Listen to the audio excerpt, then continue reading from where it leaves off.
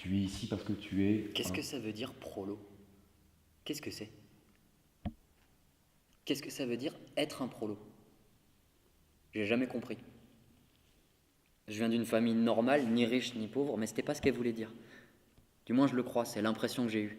De qui tu parles? J'avais un boulot ordinaire, ni bien ni mal payé, mais c'était pas ce qu'elle voulait dire. Son père travaillait dans un entrepôt. Lui n'était pas un prolo, d'après ce que j'ai compris. Son ex conduisait un camion, lui non plus, n'était pas un prolo. Moi, j'étais un prolo d'une autre manière. C'est l'impression que j'ai eue. Pas parce que je venais de tel ou tel milieu ou que j'avais tel ou tel salaire, c'était pas ça. C'était autre chose qu'elle voulait dire. C'était ses yeux, je crois. Ses yeux, sa bouche. Ses yeux et quelque chose à sa bouche. Il y avait quelque chose qui me donnait l'impression qu'elle voulait dire autre chose que les mots. C'est pas évident de dire ce que c'était, il y avait rien de concret. Ça se voyait presque pas. Il y avait comme un ricanement sur ses lèvres quand elle le disait. Ça se voyait à peine, juste un petit ricanement. Ses yeux me regardaient, me fixaient avec assurance comme si j'étais rien. Rien qui méritait que son regard s'arrête. Transparent. C'est pas que son regard était haineux ou quelque chose comme ça, seulement il y avait une absence de respect. J'y voyais aucun respect. Même tout au fond, derrière tous les autres sentiments, il n'y avait rien. C'est comme ça que j'ai compris ce qu'elle voulait vraiment dire. J'étais un prolo dans l'âme. C'était ça que voulaient dire ses yeux, que voulait dire son ricanement invisible. Ça se voyait. Elle gardait ça pour elle comme un secret au fond d'elle. Elle voulait s'en délecter sans que je m'en aperçoive. Le garder comme une arme secrète. Mais elle pouvait pas s'en empêcher. Elle en laissait transpirer un tout petit bout. Juste un petit bout pour que je m'en doute. Juste un petit bout. Ça transpirait.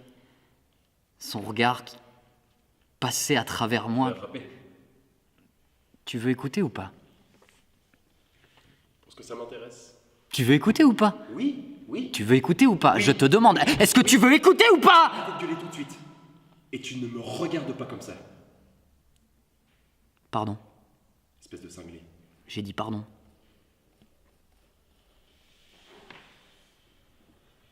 Et ensuite? Plus tard, on a eu une explication. D'abord, elle a pleuré. Elle saignait du nez, ses lèvres étaient enflées, je savais pas quoi faire. J'ai demandé pardon, c'est tout ce que j'ai pu faire. Mais ça a fini par s'arranger. Du moins, c'est ce qui m'a semblé. Elle a reconnu qu'elle avait eu un comportement provocateur, ça, elle l'a reconnu. Je lui ai dit que ça avait pas d'importance, de toute façon, c'était de ma faute, de A à Z. Je comprenais pas comment j'avais pu. J'avais jamais frappé personne avant ça. J'ai pas vraiment réalisé ce que j'avais fait. C'était comme si quelqu'un d'autre l'avait fait, c'était pas moi. Comme si quelqu'un avait pris ma place. Comme s'il y avait quelqu'un à l'intérieur de moi, quelqu'un qui était capable de faire des choses. Quelqu'un qui...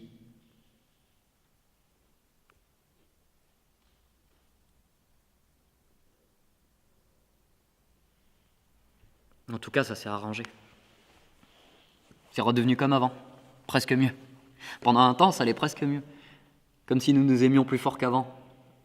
Comme si nous avions surmonté une épreuve difficile, notre couple n'en était que plus soudé en quelque sorte.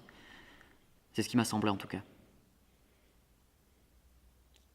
Mais plus tard, je me suis rendu compte qu'il y avait quelque chose qui allait pas. Au bout d'un an, ou quelque chose comme ça, 1 an et demi peut-être. Je me suis rendu compte qu'elle avait pas oublié. Je croyais qu'elle avait oublié, je le croyais sincèrement, que c'était fini, que c'était terminé, que ça avait jamais existé, mais c'était pas vrai. Je me suis rendu compte que c'était pas vrai. Ça se voyait à des petits détails, à des bagatelles, ça se voyait presque pas, mais ça se voyait. C'était comme si elle me faisait pas vraiment confiance. Comme si elle était légèrement, très légèrement sur ses gardes tout le temps. J'ai eu l'impression qu'elle évitait de se retrouver seule avec moi à certaines occasions. Quand il faisait nuit, par exemple. Si on traversait un jardin public de nuit, on aurait dit qu'elle pressait le pas. C'est l'impression que j'ai eue. Bien entendu, elle a rien dit pendant tout ce temps. Jamais elle a parlé de ce qui s'était passé, pas la moindre allusion, et pourtant... Je pouvais pas vraiment mettre le doigt dessus. Quelque chose avait changé, je le savais. J'en étais de plus en plus persuadé. Pourtant, j'ai rien fait pendant tout ce temps. J'ai pas été agressif, j'ai pas été menaçant, bien au contraire. J'étais plus gentil que jamais.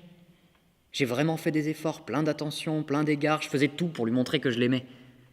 J'ai levé à peine la voix, j'ai pas fait une seule remarque, pas même en plaisantant. J'étais tout à fait calme. Je me comportais de manière exemplaire. Mais ça servait à rien. Ça n'avait aucun effet. Je le savais. Ça se voyait. Elle n'oublierait jamais. Ne me faisait pas confiance. Au fond d'elle-même, non. Comme un secret qu'elle gardait pour elle. De nouveau, j'ai eu cette impression qu'elle s'en délectait sans que je m'en aperçoive. Elle le gardait pour elle comme une arme secrète. Je me suis mis à réfléchir à ce que je devais faire. Je pouvais pas rester comme ça, c'était impossible. Est-ce que je devais l'interroger ? Fallait mieux pas. Si je le faisais, elle nierait sûrement. Si je l'interrogeais, elle comprendrait que son arme était chargée et que j'avais été touché. Mais à la fin, je l'ai quand même fait. J'ai pas pu m'en empêcher. Est-ce que j'ai raison de croire ce que je crois ? Non, elle a dit.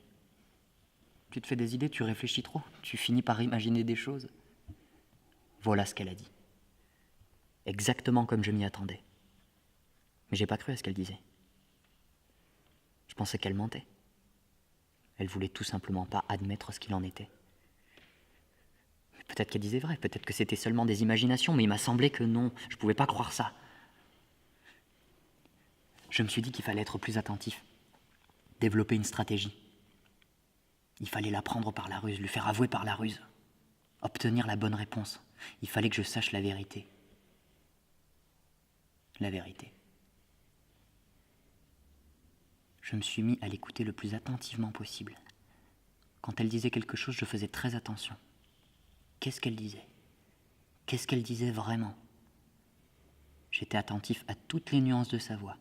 J'observais ses mimiques. J'enregistrais chacun de ses gestes. Qu'est-ce qu'elle disait ? Qu'est-ce qu'elle disait vraiment ? Est-ce qu'elle cachait quelque chose ? Qu'est-ce qu'il y avait qu'elle ne voulait pas dire ?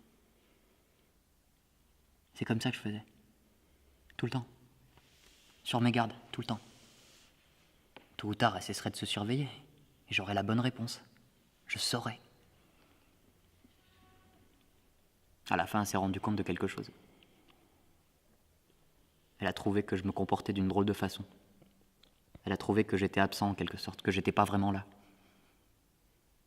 Il y avait une drôle de lueur dans mon regard par moments. Qu'est-ce qu'il y a ? Rien, j'ai dit. Rien. Rien du tout. T'as l'air bizarre. Non, non, rien, c'est rien du tout. Vraiment. T'as l'air bizarre. Je suis pas bizarre. J'ai essayé de pas avoir l'air bizarre. J'ai essayé d'être normal, ordinaire, mais il y avait rien à faire. Il y a bien quelque chose, elle a dit. Il y a rien, j'ai dit. Si. Non. Mais je me suis soudain rendu compte que ma voix était bizarre. J'ai eu l'impression de m'écouter parler. Comme si j'étais à l'intérieur de ma tête et que j'écoutais ma voix sortir de ma bouche. Ma voix était bizarre. Ma voix était d'autant plus bizarre que j'essayais de la faire sonner normalement. Plus je m'efforçais à être normal, et plus je paraissais étrange. Je m'en suis bien rendu compte. Ses yeux me fixaient attentivement, et c'est là que j'ai compris que tout ce que je pourrais faire paraîtrait anormal à ses yeux. Suspect. J'étais pris de vertige, comme si j'avais de la boue dans la tête. Je savais pas comment me comporter, comment bouger, que dire. Qu'est-ce qu'il y a ? Elle a dit. Qu'est-ce que tu as ? Qu'est-ce que tu as ? Qu'est-ce que tu as ? Rien, j'ai dit. Mais c'était trop tard. Elle avait décidé qu'il y avait quelque chose. Elle a semblé se redresser. Elle se tenait toute droite. Son visage est devenu neutre ou sérieux, et ce regard. On aurait dit qu'elle observait un insecte ou quelque chose comme ça, une larve. Ce regard sans aucun respect, ce regard qui te dit tu es comme ça, et tu seras toujours comme ça, et il n'y a rien à faire. Sûre d'elle, droite comme un piquet. Et mon bras s'est levé. Tout d'un coup, comme ça. Comme s'il y avait un ressort à l'intérieur, il s'est levé tout seul. On aurait dit qu'il était commandé par quelqu'un d'autre, c'est tout. Tu comptes me frapper ? Et mon bras qui s'était levé comme un automate. Tu comptes me frapper ? Elle a dit. Non, j'ai dit. Mais mon bras était toujours levé. Tu comptes me frapper ? Le bras levé, on aurait dit qu'elle avait attendu que ça, que mon bras se lève, qu'elle attendait que ça depuis plus d'1 an. C'était son triomphe, la confirmation de ce qu'elle savait depuis toujours. Tu comptes me frapper ? Un ricanement sur ses lèvres. Elle savait exactement à quoi s'en tenir. Elle savait tout de moi. Tu comptes me frapper ? Non, j'ai dit. J'ai baissé un peu le bras. Je compte pas te frapper. Je l'ai baissé encore un peu. Je compte pas faire ça. Mais soudain, il m'a semblé qu'elle ricanait plus fort, qu'elle triomphait.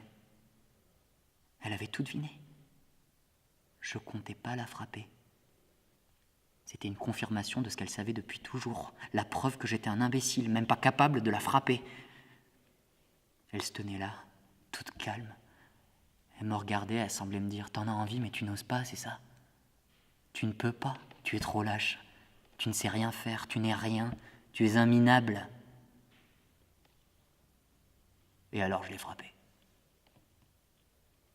Pow !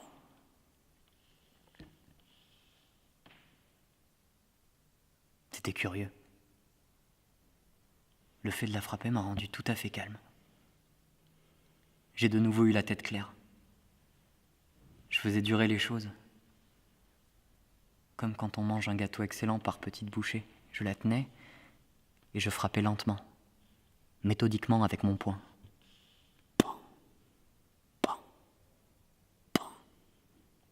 Sur son ricanement. Son nez, ses yeux, ses lèvres ont éclaté, ses dents se sont cassées, son nez s'est brisé, j'étais presque joyeux. C'était comme une création, comme de la peinture, comme de recouvrir une toile blanche, comme découper de jolis motifs dans du papier jusqu'à ce qu'il n'y ait plus de papier.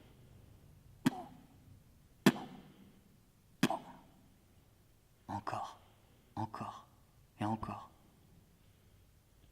Son nez, ses yeux, ses joues, son menton, j'avais une sorte de masque gluante entre les doigts, c'était visqueux comme de la colle. Je frappais tellement qu'à la fin on ne pouvait plus la distinguer. Son visage était plus qu'un masque ensanglanté. Alors je l'ai lâché. Après je me suis reposé un moment. J'étais tout à fait détendu. Tout était si beau autour de moi. C'était étrange. On aurait dit que je voyais pour la première fois comme c'était beau chez nous.